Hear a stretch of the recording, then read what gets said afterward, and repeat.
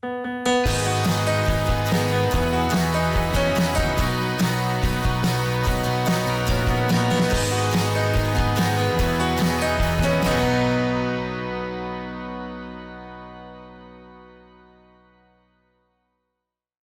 a crisp September morning, we were up before the sun, buckled in for our trip to Orlando, Florida. I've always been a fan of theme parks, and this time we were headed to Universal Studios, one of my favorites. It's been a while since we traveled, COVID, so there were more than a few of us making up for lost vacations at the airports. I had a happy moment when I discovered this nifty device holder. It's the little things that give me joy. We arrived at our hotel, Cabana Bay, and got checked in. And before we knew it, we were on a complimentary water taxi transport to Islands of Adventure. If the humidity doesn't get you, this ride will. We then had this brilliant idea to ride the Velocicoaster. What have I gotten myself into?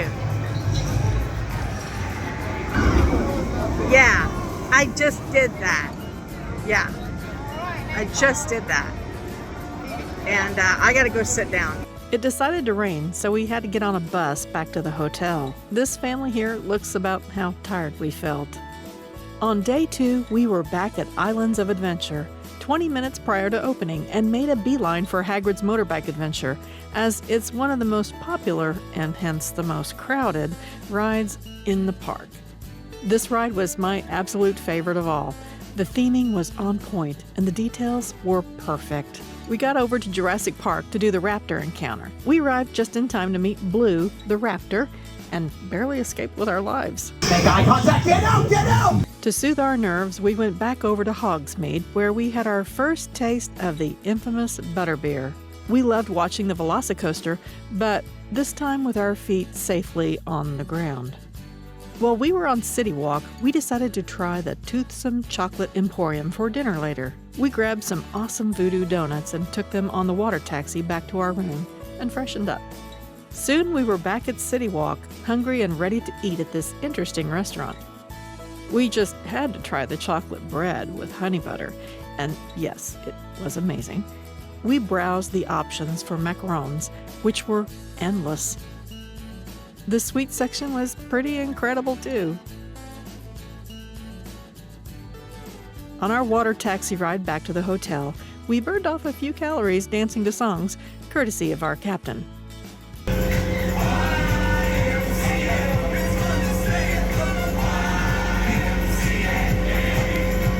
We happened to notice these tiny lizards which were all over the place. I just fell in love with them. They were so adorable. We got to the Universal Studios park right at park opening the next day.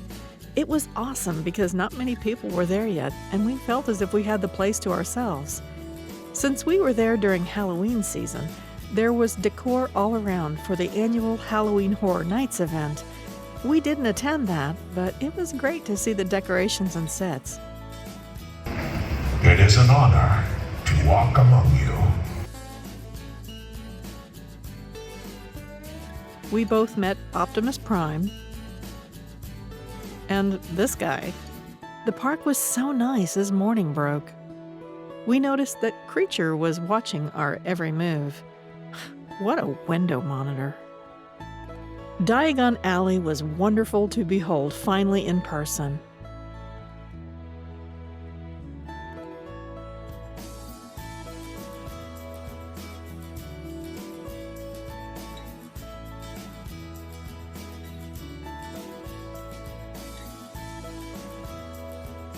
We stopped off at the Gringotts Money Exchange and was a bit dismissed by the clerk there. I'm going to get my money out today. Well, this is a money exchange only. If you wish to access your vault, you must do so at the bank. Where's the bank at? I thought this was the bank. To my right. This way. This is the wall. Correct. It was time for breakfast. We wanted to try the leaky cauldron, and it was mighty tasty. The theming was on point again all over the restaurant. After breakfast, we strolled into some shops and settled in for a live performance of The Three Brothers, one of my favorites from Harry Potter. We stopped by the night bus to say hello and then met YouTuber Rick of Rick's Flicks. If you haven't heard of him, he has a ton of informative videos and tips on the Universal theme parks. I'll share a link in the description below to go check him out. We rode the Mummy, I rode it twice, and caught the horror makeup show. In the lobby, there are tons of interesting props and facts about famous movie props and effects. We headed back to our hotel to enjoy the vintage vibe and relax a bit. During the Halloween season, our hotel had an exclusive, fun, interactive experience called Universal Monsters Gallery of Legends. It was only for hotel guests, and we had a lot of fun in it. On our last day, we were up and joined the other early birds at the gate to Islands of Adventure again today. Our goal was to spend some time in Hogsmeade before the crowd settled in. Incidentally, it really pays to get there early. We were with the first group to watch Ollivander's Wand Shop experience that day and rode Harry Potter and the Forbidden Journey afterwards. The line afterwards for the Flight of the Hippogriff was basically a walk-on, so we got in line for that. Great theming in the queue, which made the short wait really enjoyable.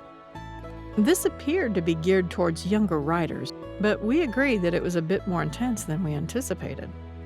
We realized there were a few more things over at the Universal Park we hadn't done.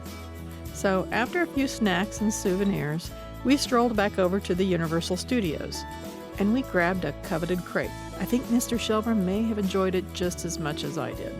We then caught the Bourne Stuntacular show. We both agreed it's very underrated, so if you have a chance to check it out, do it. After that, we had done pretty much all we had wanted to do, and it was time for last call, to ride anything again or do anything we hadn't had a chance to do before. So we bopped back over to the Islands of Adventure to ride the Jurassic Park River Adventure. Then I discovered something pretty awesome.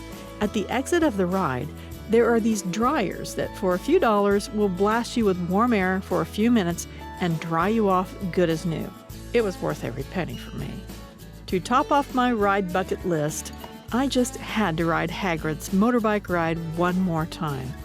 I got in the single rider line, and I couldn't believe my luck when I scored the very first seat on the train. What a perfect way to end our time in the parks. For dinner that night, we decided to try some Mexican food at Antojitos. It was really good. However, the acoustics were pretty bad, which made it very loud. Even the live musician was hard to hear, so just be prepared for that if you go. Later that night, we packed up and said farewell to the Cabana Bay Resort and left early the next day. Another great adventure was in the books. We'll see you again soon, Florida.